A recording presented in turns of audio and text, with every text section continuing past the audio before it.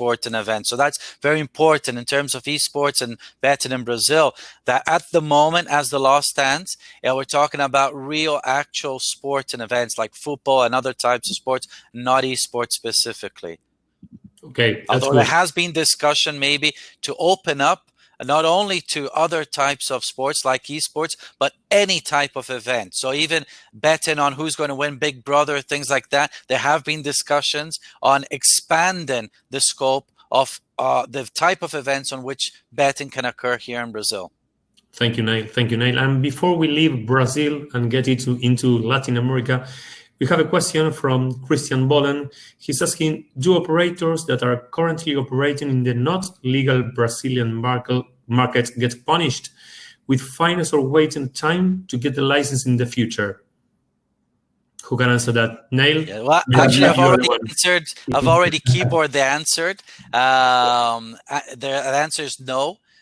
There's no such restrictions, no blacklist at the moment. So far, the government has said that it is not willing to impose any sort of quarantine. I think the intention is to get the licenses out first. However, the government has always been very clear in the last few years that once the licenses are made available for those operators who have not obtained a license, then the government will start enforcing the legislation. Because so far in all these years, the government has been very lenient and not enforced the legislation, which at this stage is still prohibitive. But it says that once the licenses are made available, there will be enforcement for unlicensed operators. Yes. Okay. And we must understand that Brazil is facing troubles, a lot of troubles in economics and political, and I think it's very difficult to limitate new revenues from private sector. So to increase the taxation and to increase the revenue of the state, I think that's we won't be limited about these kind of things in Brazil, quarantine or black marketing, what else. And about the esports, Brazil has a huge environment that I said, but we are also facing some confusion because we have two authorities that are owned the esports in Brazil, the confederation and federation. So it's very difficult. It's a uncertainly environment in Brazil in point of view you must understand how the esports environment behind the market will go. So you must understand that to explore this kind of products in Brazil. And it's very important, as Antonio said, also to differentiate the virtuals from esports.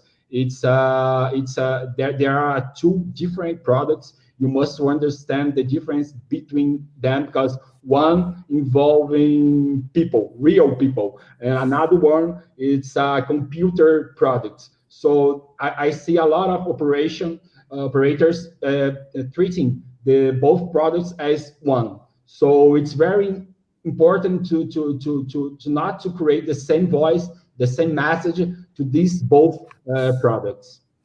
Okay, that's good. Well, now in this coronavirus breakdown, we cannot fly, you know that, but I invite you to fly from Brazil to Colombia.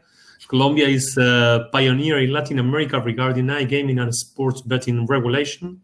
So what do you think about other countries? They will follow them? When and how seem to be the golden questions? And maybe Antonio can start answering this. Yeah, well, I'm going to focus in Peru, which is one of the biggest markets in America.